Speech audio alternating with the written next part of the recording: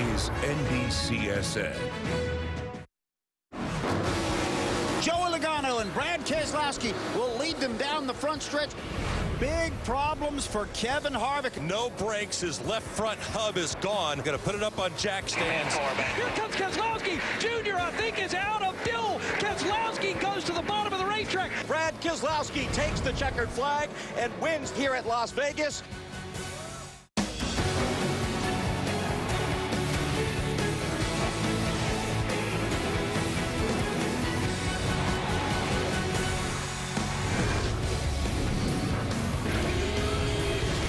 Got a feeling we're going to blow on green flag run, so just think about that.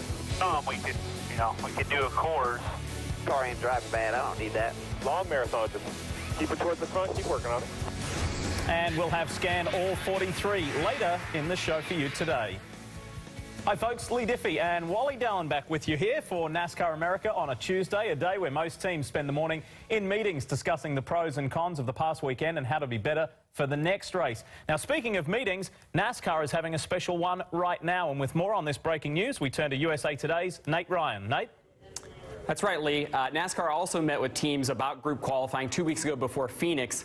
But there's reason to believe that today's discussions in late afternoon might lead to changes in group qualifying for Bristol Motor Speedway because drivers have expressed some safety concerns over the last couple of weeks about group qualifying. They like the format on balance, but they're concerned about the speed disparity between cars that are actually qualifying and cars that are running on the apron trying to get their engines cool. At Vegas, the speed disparity was over 100 miles an hour. Brian Vickers said it was the most dangerous thing he'd done in a race car. So NASCAR and the team's talking late this afternoon about ways that they could potentially cool the engines without having them to have the hoods opened or without having them having to go back out on track. And there could be some changes coming for Bristol out of those discussions. Interesting things. Nate Ryan, thank you very much, and we'll talk with you later in the show. Thanks, Lee. And this group and multi-phase qualifying format has been really well received. The fans like it, the drivers enjoy it. But is this, and we don't know the outcome of the meeting just yet, but is this little tweak the one that's needed to make it perfect? Yeah, if they're having a meeting right now, I'm going to go out on a limb and say there's going to be a change, and it needs to be, especially when you go to Bristol, because it's such a smaller racetrack. You can get away with it a little bit more on the bigger racetracks, but I think they have to make a change, and they will, because it is dangerous when you got closing speeds over 100 miles per hour when you're trying to do a lap and guys are on the apron. One little mistake, if you lose the car, you can wind up taking 2 or 3 guys with you that are on the apron. So, yeah, they're going to make a change. We'll have more on that in tomorrow's edition of NASCAR America. Now let's talk to the most recent victorious team, Penske Racing, and it doesn't get any better because the captain's organisation had an outstanding weekend in Vegas, starting Friday with Joey Logano winning the pole for the Cup race. Then on Saturday, his teammate Brad Keselowski led nearly 3/4 of the nationwide race en route to a dominant victory, and then Kes capped it off by sweeping the weekend and winning the Cup race on Sunday. We had a great Miller Lite Ford Fusion. We really did, and it was just all about who could get out front at the end and use the clean air to their advantage. I think in some ways we're back to basics. In some ways we're more aggressive than we've ever been. I think just mostly executing at a very high level, and I'm very proud of that. Something Brad and I have talked about over the offseason was getting back to maybe some of the things that we've done to be successful in the past, and that's being aggressive. And some people, obviously not many were willing to be aggressive like we were early in the race, but I think that was a big key to our win today. Think about it, 2 wins, Saturday, Sunday, getting Brad in the chase, hopefully that makes a big difference because, he sat out last year, so this is really a great win. But again, it's a team win for everyone, and I just say thank you to all our team members back home. And the omen to this being a wonderful weekend was the fact that team owner Roger Penske scored a hole-in-one on the par 3 4th at Augusta National. It seems Penske was destined to win last weekend. The captain has his ship on course in 2014. Both Keselowski and Logano are in the top 4 in points. Check this out. It's the first time that's happened after 3 races in 16 years. Keselowski is coming off his 10th win in a Penske Cup car. And the team and their race shop in Mooresville, North Carolina, proudly display Brad's 2012 Sprint Cup winning trophy, along with 15 Indy 500 winning trophies. It's a real hot spot. It's the place to be. And that's where we find our Marty Snyder in North Carolina. Well, Lee, I know this. It was a hot spot for breakfast this morning. That's because Sprint hosted the winners from last week at a breakfast this morning here at Penske Racing. And Brian Wilson is the lead engineer on the #2 team. And let's talk about getting this win early in the season, third race of the season, after all you guys went through last year, I'm sure the feeling this week here at the shop is just absolute relief, right? Yeah, absolutely. Normally, when you win, it's you know, it's excitement, but this win definitely was more relief. Guys kind of came into the year with a chip on their shoulder, so it's nice to be able to get a win early and not have to worry about it all year like we did last year. Well, let's talk about that. Last year, you spent so much of the year just trying to get back to a point where you could get into the chase, but now you have that win under your belt. Does that change maybe the way you and Paul think about races, and maybe you take some more gambles? Yeah, absolutely. I think from a strategy standpoint, it changes how you call a race. Just like you saw with the 88 car, you can take those risks now. You don't have to play it so safe for points. But then just from a setup standpoint, we can go into a weekend and say, well, this is kind of our normal box or normal ballpark that we would play in. Let's try to get outside of that and maybe explore areas that we're not necessarily comfortable with and try some different things throughout the year. How about Penske as a whole? You guys and the 22 are running very well. What's the confidence level like with this entire organization right now? It's really high. Neither team really expected to come out and qualify like we have, you know, and we expected to race well, but to qualify like we have is pretty impressive for us. And I think it comes down to just a lot of hard work. I mean, we haven't had a whole lot of days off since they changed the rules, and it seems to be paying off. And now the fun part, Lee, is all these guys head to Bristol, where their driver, Brad Keselowski, is pretty good, as you guys know. And Marty, speaking about those guys, it's time to recognise the efforts of Brad's over-the-wall crew that helped him to victory. Nick Hensley, Braxton Brannan, Ryan Flores, Jeremy Ogles, Travis Johnson, Tyler Mitchell and Jim Davis. We say, well done, guys, well done. Now, Wally, I can't believe I'm about to say this, but you're well-balanced. And what I mean by that is you grew up in an IndyCar family, but then you raced NASCAR. So we know about this fabulous history of Penske with open-wheel racing. And yes, they've been involved in stock car racing, NASCAR racing, for a long time as well. But now, are they finally kind of getting close to getting up on that? Taking them 23 years, but I think, right. You know, what I've seen this year is this is the strongest team, Penske. Even they won a championship, but this year they are the strongest I've seen that organization. They have run good at Daytona and Phoenix and, of course, Las Vegas.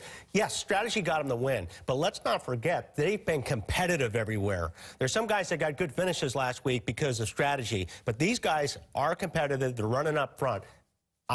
You can see how excited they are. They have a lot of confidence. They did their homework over the winter. All right, let's walk you through some fabulous pictures as well for the Penske organisation. Mark Donohue at Riverside back in '73. Bobby Allison. I love seeing these historic stuff. What about Rusty Wallace? 37 times a winner for the captain. And then in '08, Ryan Newman gave Roger his very first Daytona 500 win. Now, it's not the roar of the cars that make the sport exciting. Not just that. It's also the sound of the teams orchestrating this 190-mile-an-hour game of chess. You'll hear it when we come back with Scan All 43. Zero passing out here. Not quite as fun to drive it. Just the back of the car is just not in the racetrack at all.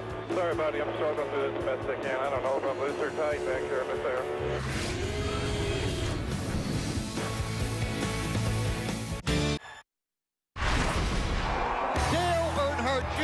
Has won the Daytona 500. I can't believe this. This is better than the first one. Awesome freaking job, guys. Hell yeah.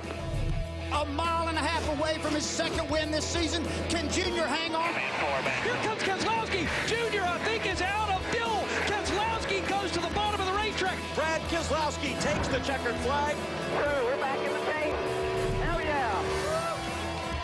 Three very different wins to kick the season off. Three spectacular wins, though, at that, as we welcome you back to NASCAR America. Before we turn our focus to the upcoming Bristol race, let's continue the debrief of Vegas and sharing some of his views on the significant stories after the first three races of the year. We welcome back to USA Today's Nate Ryan. And, Nate, while one Ford team has enjoyed victory, there's a massive Ford team seemingly searching for form of past years. What's your take on Roush Fenway at the moment? Yeah, it's a great point, Lee. And in past seasons, Jack Roush probably would have been very upset or discouraged if a rival Ford team had won a race. But in speaking to a high-ranking Roush official this morning, I was told Jack Roush was actually very emboldened and excited about the Penske Racing win at Las Vegas. And that's in part because these two teams are cooperating more than ever before. Penske Racing not always known for being a team that plays well with others, but they've really embraced that one Ford approach that Ford Racing really puts out there since joining the Ford umbrella last season. They're working on long-term projects with Roush Fenway Racing on aero development. And even at the track, the teams are exchanging some information, not all their setup information, but their drivers are certainly talking together a lot more. And that's encouraged some free flow of ideas that could bode well for Roush Fenway getting up to that level that Penske Racing has performed at so far in 2014. The numbers tell us a pretty interesting story. Penske has led 186 laps in comparison to Roush's 18. Penske's had 5 top 5s. Roush has 1. That was last weekend with Carl Edwards. But all's not lost because all 3 Roush Fenway guys are in the top 16 right now. Yeah, Lee, I mean, really, there's nothing to get too worried about. I don't think Roush Fenway is hitting the panic button by any means. If you look at Carl Edwards, for example, second straight top 10 there at Las Vegas. He's led every race so far this year. He could have won Daytona, and his relationship with crew chief Jimmy Fennig really starting to gel. Ricky Stenhouse Jr. is in his second year, and he looked good in Vegas. He ran up front in the top 5 for the beginning part of the race, but then it was an inexperienced type mistake by speeding on pit road, and the team got off on a 4-tire strategy, but the car had the speed to finish in the top 10. Greg Biffle would have been probably the biggest cause of concern for Roush Fenway at Las Vegas. He just missed the setup on the number 16, wasn't happy all weekend at Las Vegas Motor Speedway. I was told that he and crew chief Matt Puccia, though, spent the entire flight back from Las Vegas to North Carolina talking about ways that they can improve the car going forward in 2014. There's been no cracks in that relationship. They have a very strong driver-crew chief pairing, so a lot of reason to believe that Roush Fenway has good things ahead. Roush Fenway Racing, it's a story to follow as we head into Bristol. Nate Ryan, thank you very much. Thanks, Lee. Appreciate it. And Wally, as Nate mentioned there, he said perhaps Greg Biffle in the 16 is the greatest cause of concern. You drove for Jack. You know Greg quite well. You spoke to Biffle yesterday. What's his feelings about the state of play at the moment? Well, you know, they're scratching their heads. I mean, obviously, a lot what happens at the beginning of the year is built on what goes on in the wintertime with the simulation and the models of these cars. They went to Las Vegas and had that 4-hour practice, and after 4 hours, their best car in that team was only 27th fastest. So, yeah, he's concerned. And, you know, drivers always think the sky is falling when things aren't going right. But if they are that far behind, yeah, you know, Carl did get a 5th place finish at Las Vegas, but he wasn't a 5th place car. He got there because of strategy. So we're just going to have to see where this goes. But I think they, you know, based on what Greg said, they have a lot of work to do, and he's worried right now. Yeah, as we said, it's a story to continue to follow. For right now, though, it's time to turn up the volume. Let's go inside the cars and hear the conversations and calls that took place at Las Vegas Motor Speedway. Here we go with Scan All 43.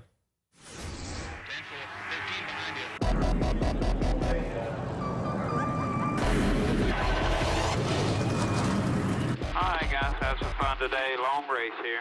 Plenty of time to get there. 10-4. Have some fun today, boys. Nice long day here. Take our time. See how everything drives here. We'll be as aggressive as we can on the pit strategy, get us some track position. Guys down there, have a good one. Nice and steady all day. Just nice and smooth all day, no mistakes.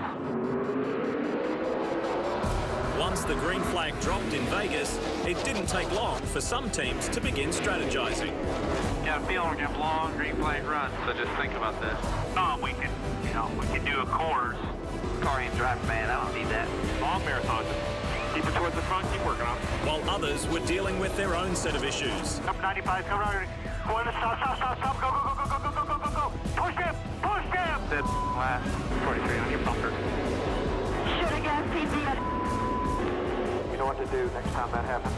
One lane. Everybody survived that pit stop. All the guys saw fine. 0 passing out here. Not quite as fun to drive. It's just the back of the car is just not in the racetrack at all. Sorry, buddy. I'm struggling with it as best I can. I don't know if I'm loose or tight back there. In the wall, head in the wall to 2. Take a look at it. It's definitely loose. Around a little bit, Paul. My bad. I really know what I got here. Nothing wrong with the brakes. Smoking like the left front hub's going out. God, this AC drives like a... With patience and time running out, so too was the fuel, forcing crew chiefs to begin revealing their hands. All these other guys are abandoning the plan. We're sticking with it. We're going to win at the bank here. We're going to get it right here. Just stretch this one out and see where we end up. We're ready for you. We're ready for you. You don't leave until I tell you. This is all going to be on me. Just hold on. Hold on. All right, go, go, go, go, go, go, go, go. You're the new leader in here, Brad. Caution is out. Safe. Safe. Oh, you get right here. Try to give me a lap. Press her around. We're 3 short. You know, we need about 4 yellows to make it. So I wonder if we just put a splash in it or see if we can get another yellow before the end. Stay out. Stay out. Stay out. Stay out. You'll be the leader. This is our chance to win it. Good tires. Clean the grill. Go on the jack, Brad. Go, go, go. One lane, 48 outside. Clear behind the 48. First 3 stayed out. 88, 9, 11. 1 to go right here. If we go green, we'll let you know what status is once we sort through it. All these fans in Las Vegas know that this could be the big money restart. 3, 2, 1. Green, green, green. Green flag comes out with 42 to go. Junior is gone. Stretch up legs all you can. We're like 3/4 of a lap short. Just keep getting out there. If we got a little bit, we'll give it back in the last 5 or 8 laps. Just run hard right now. Run hard. Pretty confident 99 can't make it. 88 might be a little better, but I know you're doing all you can. If you can get by him so he can get pressure on the 88 so he don't start saving. Brad Keselowski now has moved into that number 2 position. Only 20 laps remain. Keselowski gets it down to 2 car lengths now. Can Junior hang on as he takes it into 1? We're getting like a half a lap to 3/4 of a lap short here, Brad, is what they've got. Yeah, I want to pass him. I don't want him to run out of gas, you know. I want to pass him. I think we all want to pass him. Brad Keselowski's got his foot through the floorboard. He's going to battle for the lead. Here comes Keselowski. Junior, I think, is out of fuel. Run it out, run it out. Come on, come on, come on, come on, come on, come on, come on. The tank is dry. He'll coast to the finish line as Brad Keselowski takes the checkered flag. We're back in the chase. Hell yeah. How about there, buddy? Nice work. Real good. Is this the first time you've swept the weekend? Sir. Thank you, Team Penske. Thank you. Hi, neighbor. You're selling your action figures. You love... On this day in NASCAR in 2001, Kevin Harvick edged Jeff Gordon by 6 1/1000ths of a second at Atlanta to record his first career Cup win. And 2 years ago, Tony Stewart was victorious, making Las Vegas the 21st different track he's conquered in the Sprint Cup Series. And speaking of smoke, Wally, this is a huge workload for 2014. He's managing 4 drivers, including himself. He's the team boss, and of course, coming off that injury. We're going to put the spotlight on Tony Stewart and a few other drivers as well, but let's start with the 14. Yeah, he's not off to a very good start, as you can see. I mean, basically, the highlight is Phoenix, where he finished 16th. He struggled so far this year. Obviously, the 4 cars running very well, so I don't think they're too nervous about it, but off to a slow start in the 14 team. What's kind of almost uncomfortable is when you talk about a multi-time champion, and Tony Stewart only has 1 lead lap finish. But as you keep saying, early days. All right, it is Martin Truex Jr.'s time. Let's talk about him. Yeah, you know, Martin's with a new team. It's going to probably take a little time for these guys to gel, and you know, Kurt Busch is coming off a great season with those guys, so he's under a little pressure. That didn't help. DNF, blew an engine at Daytona, so that's a tough way to start out of the hole from, and they weren't off to a very good start here.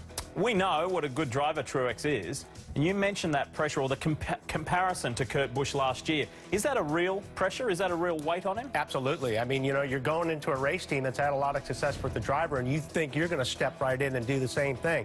I think eventually they'll get there, but again, it's going to be a little bit of time just to get everybody on the same page as far as how they communicate with each other to get the car set up. Hendrick Motorsports always gives us plenty to talk about, so we're going to talk about one of their drivers now, and it is the 5 of Casey Kane. Yeah, you know, Casey's off to a pretty good start as well. Not so much at Daytona, almost had a top 10 at Phoenix, but best finish of the year. He finished 8th. And, you know, he's mirroring his teammates right now. Obviously, I think he's as good as the other cars. He's just going to need a break, but they're strong. The only Hendrick driver this season without multiple top 10 finishes. The other 3 guys have had top 10s in all races. But if you have a look at those finishes, Wally, like you always keep saying, take Daytona out of the mix. Then 11th and 8th, it looks pretty good, right? Yeah, we're not done jumping around yet, trust me. After about the next 2 or 3 races, then things, I think, will start settling. There is a guy who's had an interesting start, for want of a better phrase, to this 2014 season. I know you want to talk about Kyle Busch from Joe Gibbs Racing. Yeah, Kyle's been good this year. He's got a good finish at Phoenix. Las Vegas, he passed a lot of cars. His car was good. I think they're very, very happy with their program right now, and they should be, because he's one of the few guys that was able to pass anybody at Las Vegas. So they're looking forward to the rest of the season. I think they did their homework over the winter. We watched the race together from Vegas, and I liked the way that this guy really grabbed your attention. You liked his aggressiveness, and after that decision to hold on the pits, make a change, go for 4 tires early on in the race, and he steamed his way through from 41st. Yeah, and the way this rule package is, he's one of those guys that he can drive the wheels off of anything. This lends to his style of driving, so I think he likes where this is going with the new rules on the cars. Incidentally, Kyle Busch, second most laps led at Vegas last weekend. He's in the top 5 for the season thus far, so that's a good sign, right? Okay, our last man here, driving the famous number 3, the rookie, Austin Dillon. Yeah, you know, this kid's doing a really nice job. Obviously, back in the 3 with Pop, Richard Childress. Did a nice job at Daytona. You know what? He's very solid. He's getting a lot of experience. I think you're going to see a lot more out of him as he gets past these races halfway. But he's got a tough rookie class he's running against, and this is going to be fun to watch because these guys are really good, and we're going to see some bouncing around yet. And we haven't seen everything out of the 42 yet, but he's going to shine this year as well. And you may have noticed on that previous graphic, the only rookie in Sprint Cup this year to have a top 10 finish. So with Bristol on the horizon, there's bound to be some on-track action, but in the heart of racing, there is always action. From burned rubber at Bowman Gray Stadium in Winston-Salem, North Carolina, spins at Lonesome Pine Raceway in Coburn, Virginia, to the heart-stopping sprint car flips in Lernerville Speedway in Saba, Pennsylvania. More NASCAR America coming up. This weekend, the Formula One season is back on NBCSN with the Rolex Australian Grand Prix. Coverage begins Saturday at 1:30 a.m. Eastern, and there's an encore Sunday morning presentation at 6:30 a.m. Eastern right here on NBCSN.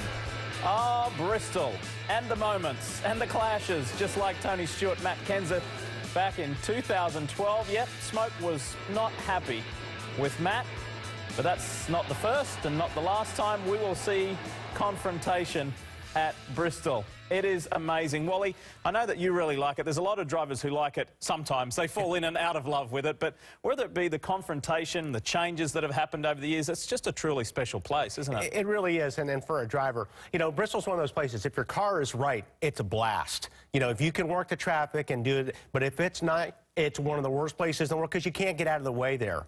But, you know, Bristol's one of those places also that when you leave that gate, there's 42 guys that are really ticked off, and there's only one guy that's happy. I mean, it's a very frustrating race, but it's a very busy place. But, boy, it's a great bull ring. Is there a key to it? Is there one thing you can put your finger on that's going to make it a successful night and you be that happy guy? Well, you have to get your car to work. You know, you have to get your car to roll through the center. That's the whole key, being able to get in the corner, roll through the center, and drive straight off the corner. It's a lot tougher than it sounds. Well, we have finished with our debrief of Round 3, Las Vegas Motor Speedway. Tomorrow on NASCAR America, we turn our attention to Bristol, and we're looking forward to that. From the entire NASCAR America team here on NBCSN, thanks for watching. Pro Football Talk is coming up next, and Wally and I will see you again tomorrow. Have a good night.